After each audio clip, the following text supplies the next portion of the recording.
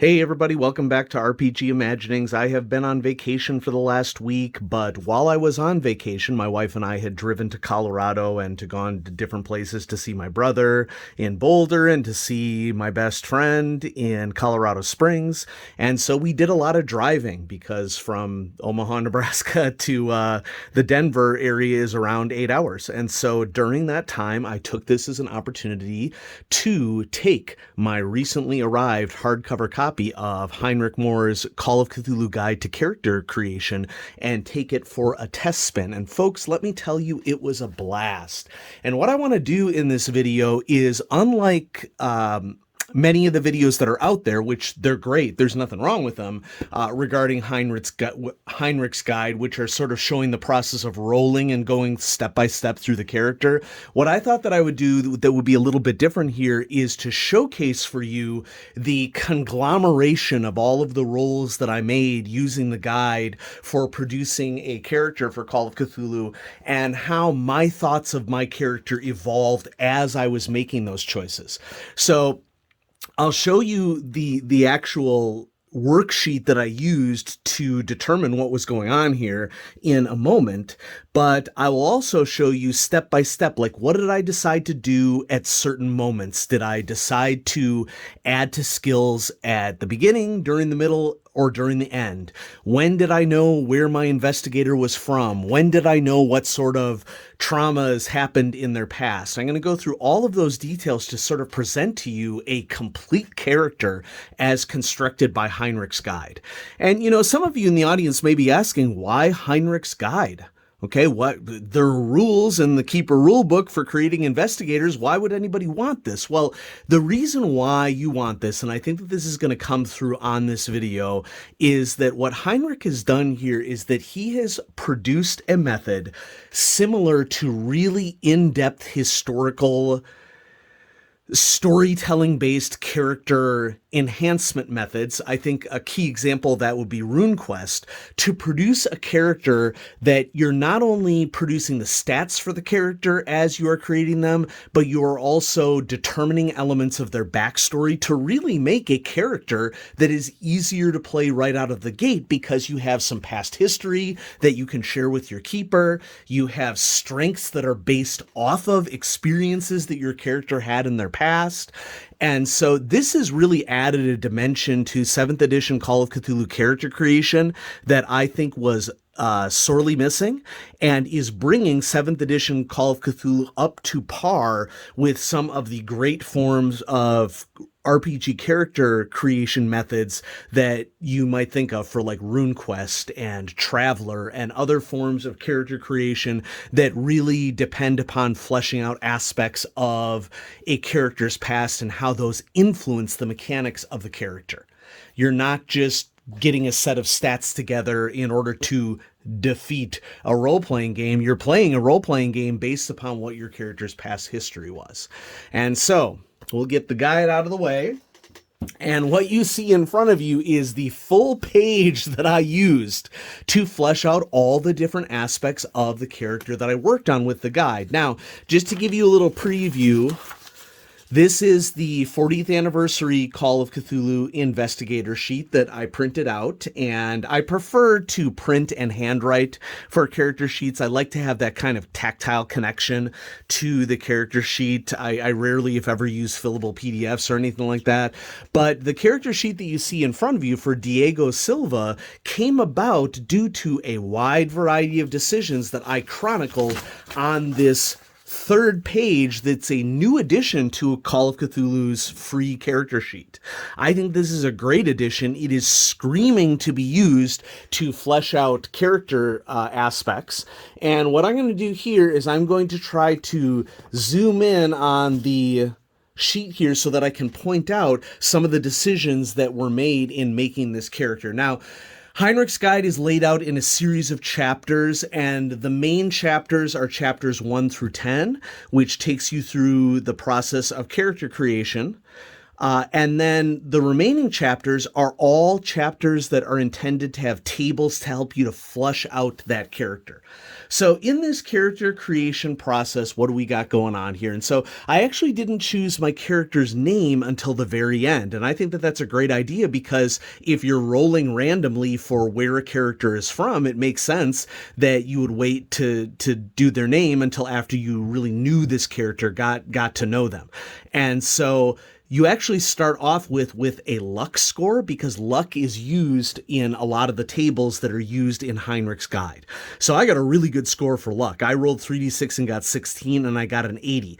Ironically, I think there was maybe only one time where I had to roll a luck roll, and I succeeded on it. So that's awesome. I determined early on that my character was from Colombia, and that was really interesting to me because it was an opportunity for me to learn about Colombian history.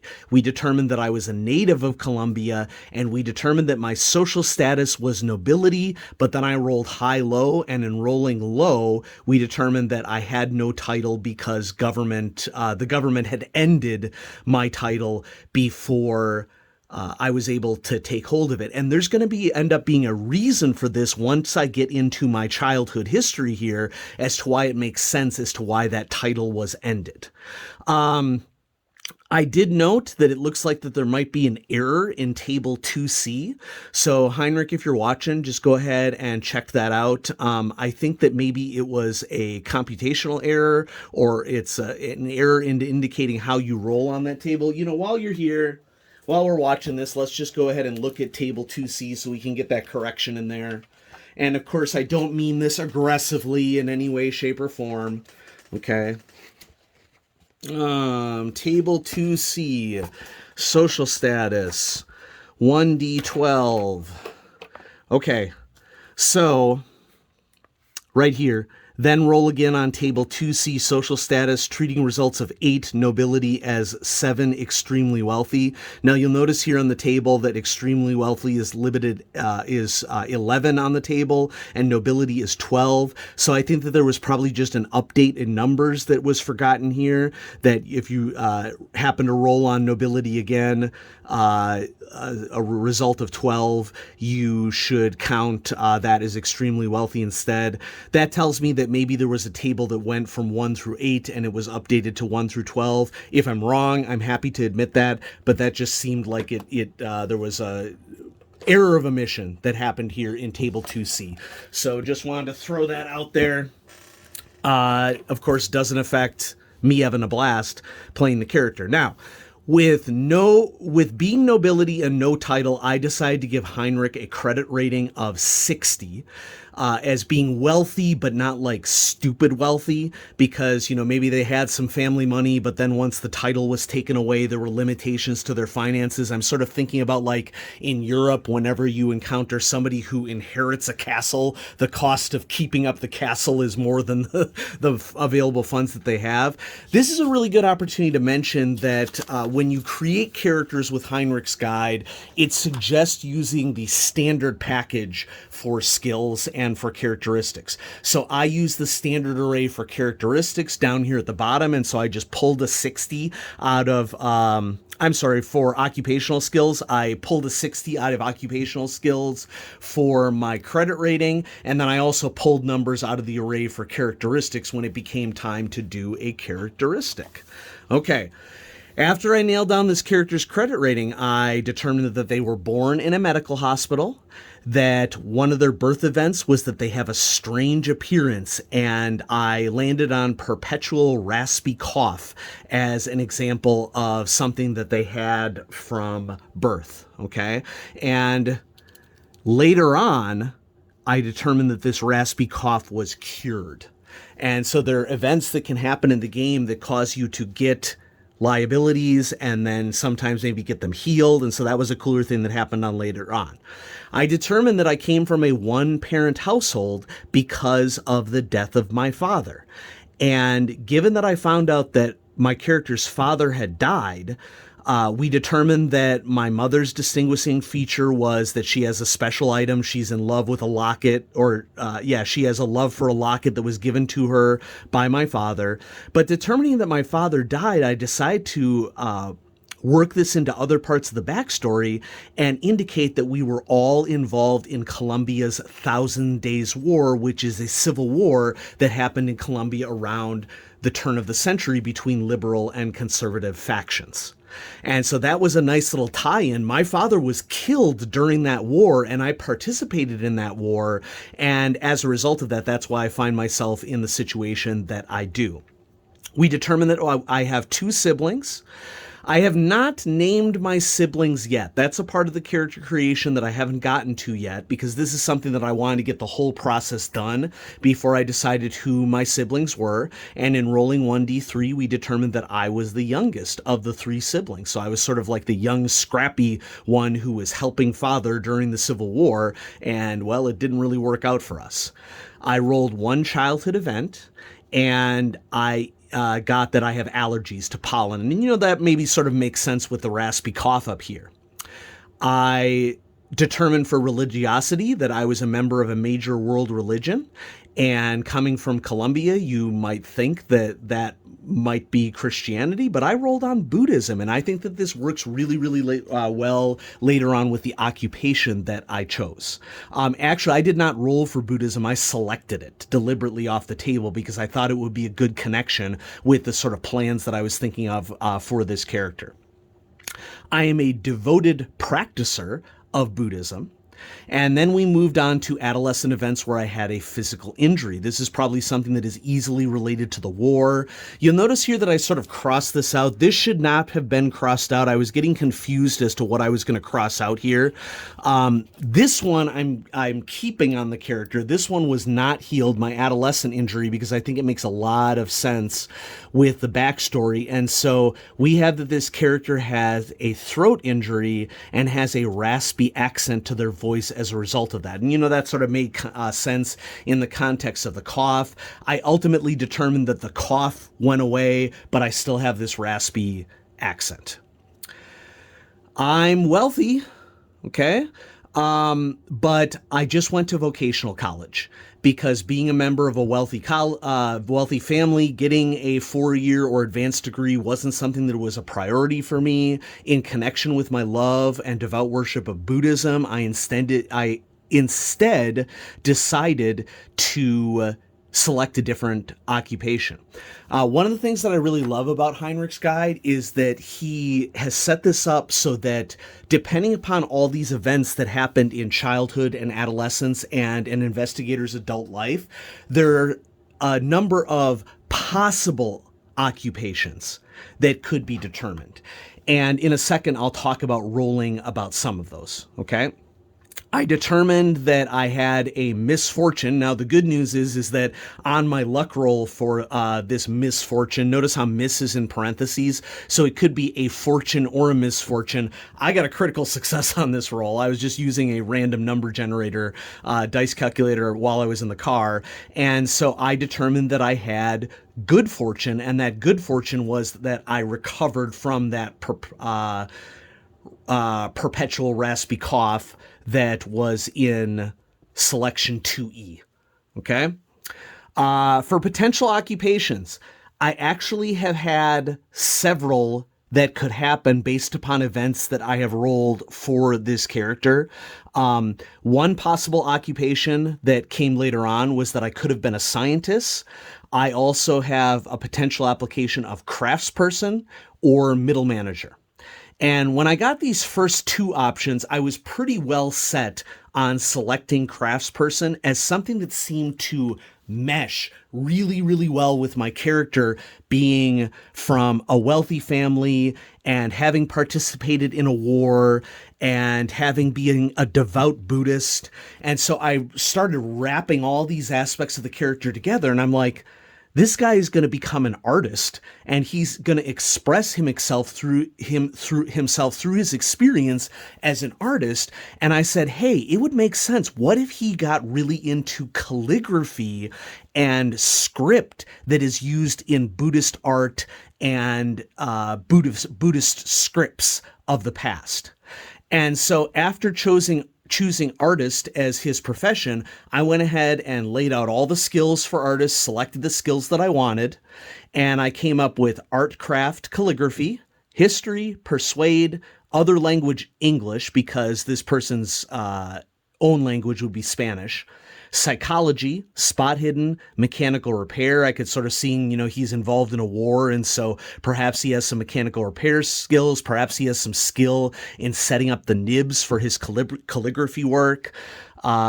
Occult, and then, of course, his prior credit rating. Now, I had not filled out these skill slots until later on because I wanted to delve a little bit deeper into the character creation process and really understand a little bit better about what was going on with him before I assigned him skill slots on these things. Okay? For occupational events, we determined that this character is electable, as in electable to a public office. And so we added elected official to his potential occupation. I ultimately ended up not using that in favor of the artist. Like, I didn't want to change out artist. And that's a cool thing about this simulation that you're participating in for character creation. There is nothing stopping you from making decisions at any stage. I just added another potential occupation, but I didn't really like it in combination with the craftsperson that I had rolled earlier, so I held on to that. It was determined that I ran for an election. I made a POW roll, and so I went ahead and grabbed from the characteristics 70, and I decided to give him a POW of 5 because, willpower, somebody who's running for election, somebody who's involved in a war. It would make sense that they had developed some psychological resistance to that a little bit over time. I got a regular success, which means that I was not elected to this position, but I did run. Then the guide has you go through family events. I got love grows, meaning that I got a love interest, happened to be someone significantly younger than me. And so I determined that at this time I was 29 and they were 21 because I didn't want it to be creepy. Okay. And so I had to do a little bit of fiddling here, to make it appropriate. And I'll show you an example where I do this in a little bit as well. Because, sometimes you roll on a random table and you're like, ooh, that's kind of creepy. No, I do not want to be dating someone illegally or something like that. So we determined with more roles that I was in a committed relationship with this individual. I had one child with this individual. I haven't yet named the person who I had a child with or my child. That's something that I'm going to come up with a little later on. We have some relationship events then. This person helped me to become a better person. And so this helped me to develop my non-occupational skills. And out of a list, I think that I had selected here, I did not randomly roll. I went ahead and selected, and I selected sleight of hand, stealth, natural world, and law. You'll notice here that I end up replacing the natural world skill with a different skill later on after I roll. Then we went to the trait chapter, chapter 9, and I rolled that I was a masochist. No thanks. Okay. I think that for a lot of people, rolling that they're a masochist would be a cool, character trait to have, and that they'd want to role play so long as it did not affect the enjoyment of anybody at the table. I do not enjoy role playing characters as challenging as that, and so you can see here in my notes I wrote no and I selected a new one, and this time I selected confident, because as this story has been developing, what I sort of foresee this character having experienced in their life is their father was killed in the 1,000 Days War. They were fighting on the liberal side of the war instead of the conservative side. And as a person who is influenced by liberal ideologies by their parents, perhaps that they had access to writing and to schooling that was maybe restricted for some people. And so they had learned about Buddhism as a wealthy individual because they could study whatever they want. And then they became a devout Buddhist and fought with their father very passionately on the side of the war, but not physically fighting, because as a Buddhist, this person is also somewhat of a pacifist, and they had ran for election because it seemed like it was a better choice for them, but then they lost that election. And so this is just all coming together into a really cool character concept around an individual born in Colombia, and this had happened under the 1,000 Days War, a big civil war that happened in Colombia at the time. For adult events, I rolled that I was recruited by a secret government agency, and they had pitched to me that, or the pitch that I received was that I was a threat to the conservative government. The conservative government ended up winning the Thousand Days War in Colombia and suppressing the liberal faction. And largely to this day, Colombia is still affected by the outcome of the Thousand Days War. It is still a government that up until this time has been dominated by a conservative perspective. Up until the Thousand Days War, the government of Colombia, my understanding, was seesawing between liberal and conservative. And so after the war, of course, the country viewed me as a threat because of my involvement in it. And so I began being monitored by a provincial police detective. You can roll on the personal descriptions of these significant NPCs in your life. And so I rolled that the person in question is kind of a dolt, that I rolled foppish, and that they have foppish clothing. And so I sort of imagine that they are badly dressed for undercover work. If you've ever seen the movie So I Married an Axe Murderer, Mike Myers, where his buddy cop friend is sort of like dressing in 1970s stereotypical cop styles, and not a very good undercover agent as a result of that. I thought that this could give a little bit of a comedic edge to a very serious character. And then I also rolled, and this worked out perfectly, that this police detective who is following me around is super cheerful. So he's cheerful, he dresses foolishly, maybe not very good at his job, but he's paid just to follow me around and make sure that I'm not getting into trouble. And that will be a source for all sorts of great conflict here.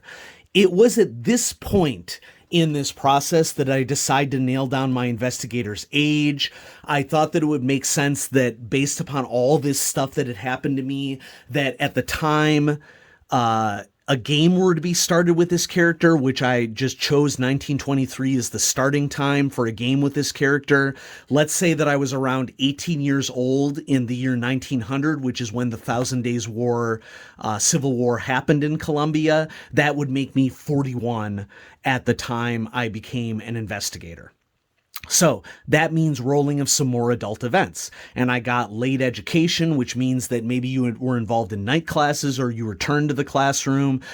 So on education events, I rolled that I had a part-time job, and I just selected lab assistant science chemistry. And, that could be a cool tie-in here in that perhaps right after the war, people recruited me into some sort of resistance to the government or something like that. And I began to learn a little bit more chemistry. So I decided to put science chemistry in place of natural world to make it fit that. And so, in some cases I'm choosing what's present on a table. In some cases I'm rolling randomly and then seeing how that random roll might fit into the concept for the character. And I just love the flexibility that Heinrich has put into this book as a result of those decisions. I then rolled late education again, but this time I rolled on an educational event, specifically an occupational rival. I rolled high-low and got it as someone who's closely related to my occupation at that time. And so here I came up with a name for an NPC. The name I came up with is Olivia Santana, and Olivia Santana is a biologist, but maybe she's a biologist who is working in studying of poison. So I put specifically down science botany, that she's a botanist who is extracting chemicals from plants and developing poisons. And that could be the starting off point for any number of adventures related to serpent people or something. But she's my rival. She is my Belloc to my Indiana Jones, Then I rolled on her ideologies and beliefs. I got that she has a romantic relationship, but I decided here that that wasn't a romantic relationship with me as a rival, but it was like a twisted relationship where she uses her poison knowledge that she gains to poison jealous ex-lovers or people who have scorned her or something. And so that would be just some great role-playing associated with this.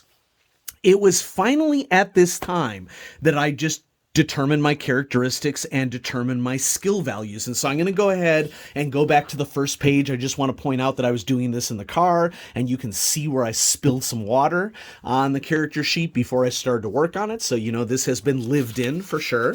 So going back to the front page, I decided to assign my characteristics as follows. Since I'm a little bit older, I made some education improvement checks. I have an education of around 53, which the main rule book sort of defines as a high school education. So, you know, I guess like a 53 could represent a vocational education there. And then, you know, you can just see what I decide to do for the rest of the array. There's some cases where, for example, for age deductions, I lowered my con and I lowered my app. And yeah.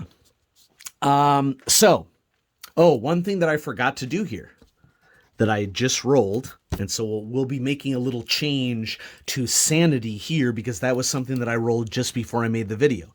And then we have the array of skill selections that I made. Some of these are occupational, some of them are non-occupational. The numbers were presented before in the respective sections of the little worksheet that I was working on. And you'll see in a moment that I also decided to give this investigator the war experience package, which results in a variety of changes that I will elucidate forthwith. War experience package. Having been involved in that Colombian Civil War, the 1,000 Days War. And, you know, this is a point where you also determine your move and your build and your damage bonus as well. So, back to the worksheet. I gave my investigator the advanced investigator package for war, which means that I have a significant SAN loss in this case. I rolled the maximum that I could, 10 plus 5. Okay, and so what I will end up likely recording on this character sheet, it says pick from a mania or phobia, but anybody who follows the channel knows that I prefer to take a more modern take on neurodivergence in Call of Cthulhu gaming. And so I wrote down that he has PTSD from the war triggered by loud noises. The war experience package allows for 70 bonus skill points. So I divided them amongst first aid, navigate, and throw from the war experience package. I put 10 in first aid, 30 in navigate, and 30 in throw. So if we go back to the main part of the character sheet, you can see that I have my throw all worked out here. You know, maybe he was throwing Molotov cocktails without the intention of hurting anybody as a Buddhist. And then, let's see, we also have navigate at 40 and then first aid at 40 due to those additions. And so I see a very complete character package here. Now, the one thing that I want to mention before we finish up here is that while I haven't filled anything on page 2 yet, all of the things that I've talked about here are coded with these particular aspects of the backstory of your character. So as you are working with Heinrich's guide and you roll randomly or select something on a table, something may have PD in brackets next to it. And that's something that you would write in the personal description. So for example, a raspy accented voice would be something that I would put in my character description because that is something that I determined and rolled for using the guide. And, you know, the guide is organized so that you should have something basically able to fill out through all the beginning section of this table. And you may very well fill out arcane tomes and spells. You may fill out encounters with strange entities. Those are all things that could happen. I'll just go ahead and roll down here for phobias, or write down here for phobias and manias that I have PTSD triggered by loud noise. And this is all stuff that fits in really well with the other dimensions of my backstory. Some of it randomly rolled, some of it I just seized control and went forward. So, you know, I would take the time to fill out all the rest of these things. And the guide recommends to you that if you're missing something, for example, a meaningful location, you can make sure that you fill one of those in based upon what you saw. And so there it is. Heinrich's Call of Cthulhu Guide to Character Creation. I had a blast making a character for this, and I wanted you to see the ultimate outcome of that character. By the way, there is a table later on in this book with names that fit well on the different continents. And so I went to the Americas table and I found Diego as a first name and Silva as a common last name and combined them together and named this character Diego Silva. I have that he was born in Bogota, a major city in Colombia, and I worked out all the rest of this using the character creation guide by Heinrich. And so, Heinrich, you have done a spectacular job on this. This is a really fun supplement. I mean, I would argue that it's a game in itself, but it's like a storytelling creativity focus on what is going on with character creation, which I believe that role-playing games should have deeper systems for determining backstory for characters. It's one of the things that I love about Traveller. It's one of the things that I love about RuneQuest. And Heinrich has added something really wonderful to the Miskatonic repository with his character creation guide. And so, yeah, I hope you enjoyed sort of seeing an in-depth look into the character that I built using Heinrich's guide. And I will post in the description box below a link to where you can order your own PDF, softcover, or hardcover version of Heinrich's guide to Call of Cthulhu character creation. Thanks so much, everybody, for watching. I hope you're having a good start to your summer if you live in the Northern Hemisphere like many of us do. And if you live in the Southern Hemisphere, I hope that your winter is not off to a terrible start. But thank you so much for watching, and I'll catch y'all on RPG Imaginings soon. Have a great day.